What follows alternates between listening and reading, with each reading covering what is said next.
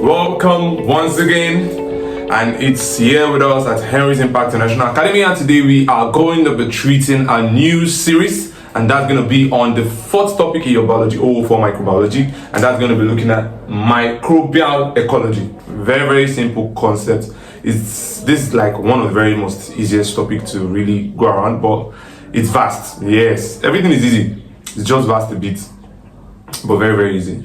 And the most important thing here is to actually remember the examples we're going to be giving along the course of this lecture. Very good. Let's dive right in. Now, when you hear the word microbial ecology, I know you can easily link it up with the word ecology, right? And we know that ecology basically is just studying interactions. It's studying interactions, studying organisms and how they interact. But now that we are looking at it in terms of microbial ecology, we can easily say that microbial ecology studies the interaction. We're looking at the interactions between what? We're looking at the interaction between microbes, their environments. And this environment that we're going to be looking at here is both the animal part of their environment, the plant part of their environment, and even other microbes that makes up their environment. So the study of the interaction between microbes and their environment, including plants, animals, and other microbes, is what we refer to as microbial ecology. Very simple. Now, these interactions that we talked about in this concept, we are going to be studying these interactions in different ways or in different perspectives. So that brings us to what we refer to as the types of microbial interactions, So we have different types of microbial interactions, and we're going to be looking at them very brief. So number one, the first one we'll be looking at is the one we refer to as the positive interactions. So in your Jupeb, they tell you classify or state the types of microbial interactions you want to be writing on these things. I get what I'm getting you now. So when they tell you classify the microbial interactions, or you ask the types of microbial interactions, you are going to be classifying them, then putting their types under it. So let me just put this as classification.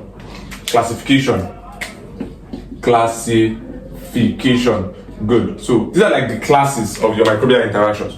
So now we have the positive interaction. We also have the negative interaction.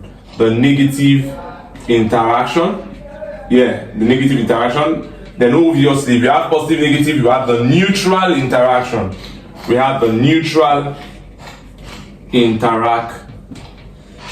And then we now have the host-associated interaction.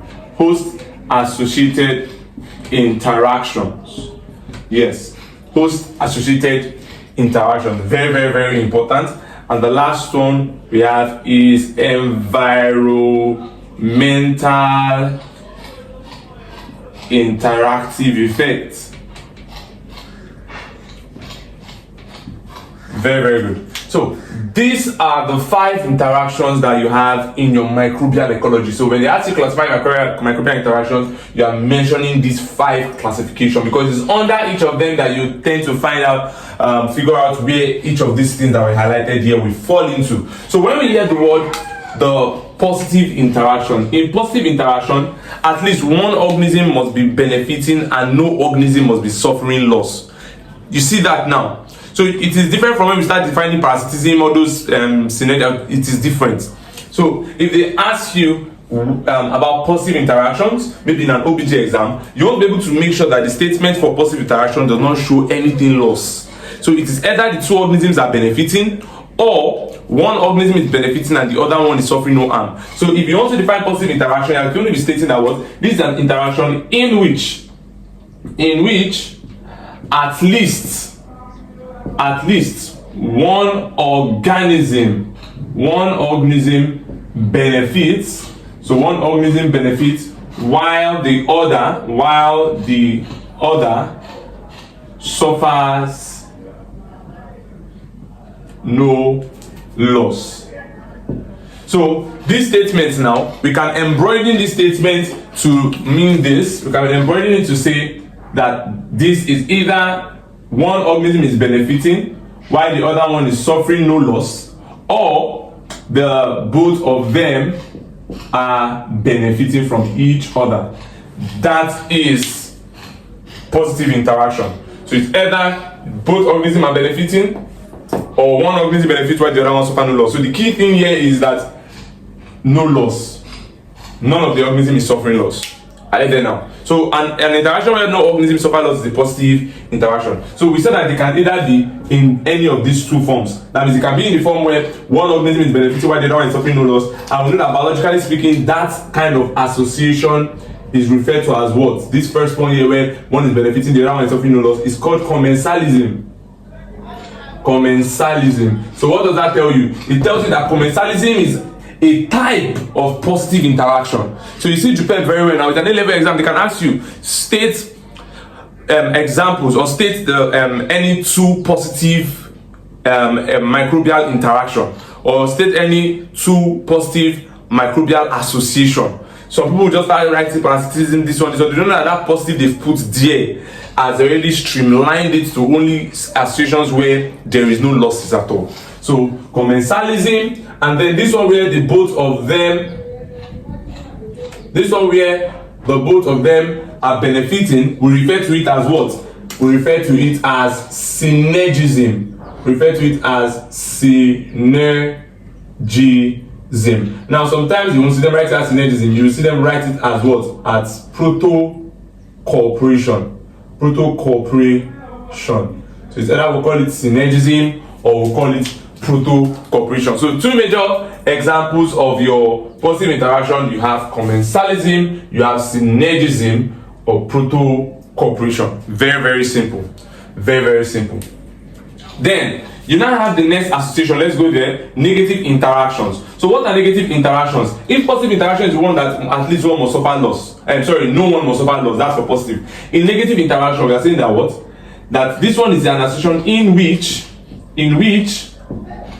at least one organism does what now? Suffers loss. Suffers loss. You see that now? So at least one organism must be suffering loss in negative interaction. Now let me make something clear. In negative interaction, it's possible that one organism is benefiting. I get me now? It's possible that one organism is benefiting, but the major thing is that one must suffer loss. But in positive interaction, there's nothing like one must suffer loss inside. Nobody suffering loss is positive. So what am I trying to tell you now? That an association where one is benefiting, the other one is losing. We have one in which both of them can be losing. I get what I'm saying now. So these two associations will be linked up with negative interaction, or even where one is losing and the other one is neither benefiting nor losing. All those things are part of negative interaction. So negative is still negative interaction. Positive negative is still a negative microbial interaction. The negative neutral is still a type of negative interaction. So very, very good. So I've said it there, in which at least one organism suffers loss. So let's quickly look at that. If we look at the first one here, where we're having one organism is benefiting and the other one is losing, you can easily associate that with what? You can easily associate this one here with your what? With your parasitism.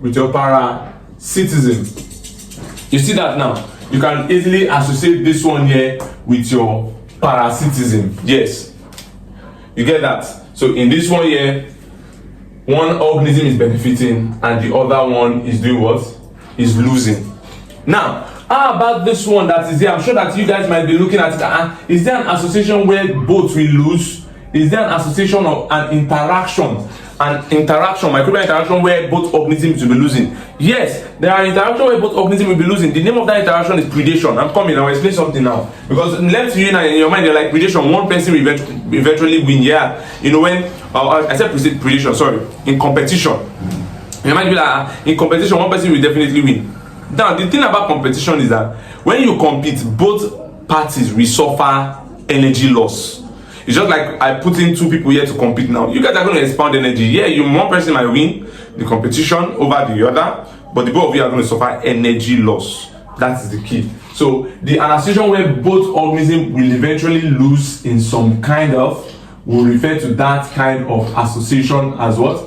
As our what? As competition. Competition. You get that now? So that's one very, very important key thing there. That's one very important key thing there. Then when we now look at the next one here, we have another one where you have an association where one organism is losing, but the other organism is neither benefiting nor losing. Yes, an association where one organism is losing, but the other organism is neither benefiting nor losing. Just imagine, for instance, now an elephant was moving or treading on a path, and in the process of moving, he steps on maybe shrubs, and you know, with the weight of the elephant, if he steps on shrubs, some of those shrubs might die. So like that, the shrubs have lost, but the elephant has no benefit from doing that. In fact, he is literally not aware he did such. Do you get what I'm saying now? So that kind of an association exists. Are you getting what I'm saying? Okay, and that can also be seen in an association between penicillin. Are you getting that? The penicillin notatum mode in the soil. Now, sometimes the penicillin might just secrete or release what they call it, penicillin. Are you there now? Penicillin. And or let me call it penicillin rather. Now, the penicillin itself will release penicillin. Good. And this penicillin is usually harmful to certain kind of bacteria. Are you seeing that now? It's usually very harmful to certain kind of bacteria. So a fungi called penicillium has released penicillin in the soil, and that penicillin turns out to kill bacteria. Are you there now? So what has happened now? The bacteria that has been killed has lost. But the penicillin that did that released the enzyme, usually didn't get any benefit from doing that. Are you getting now? No direct benefit per se from doing that. So that's another kind of association where you're seeing that one is losing and the other one is benefiting. Sorry, one is losing and the other one is neither benefiting nor losing. What do we call that kind of an association? It's called commensalism. See that now? We call that one commensalism. So they exist. Now, let's now move to the next one, neutral interaction. So a neutral interaction is an interaction where there is no significant effects.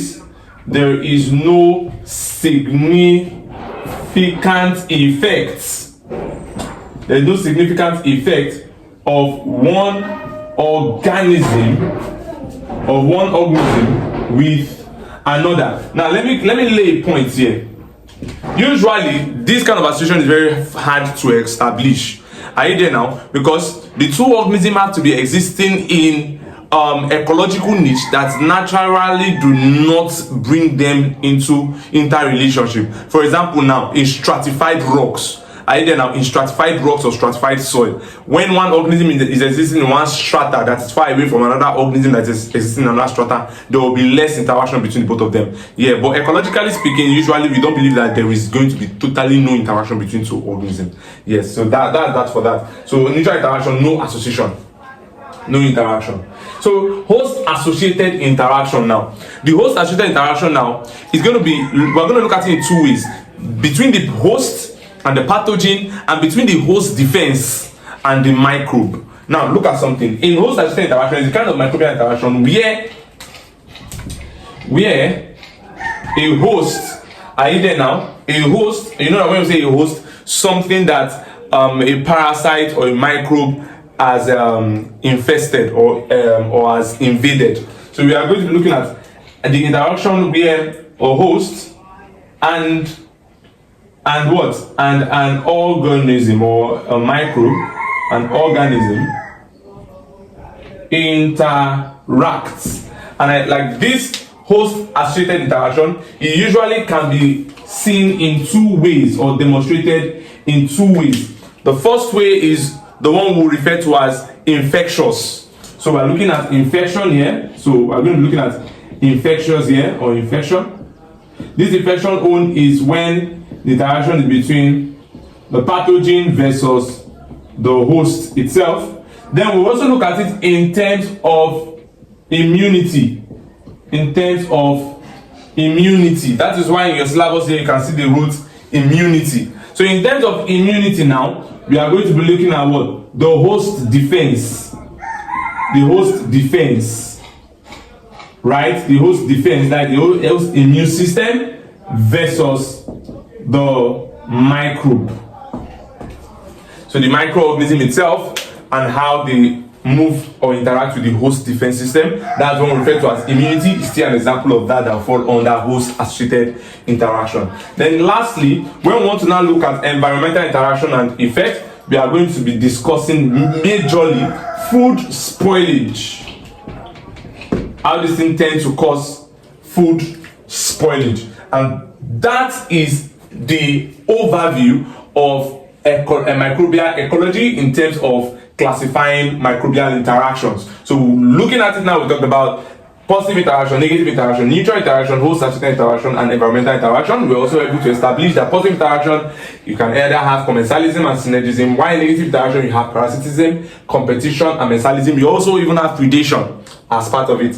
Because in predation, one is benefiting, the other one is losing. So let me just put it in parasitism, we also have predation in this aspect here.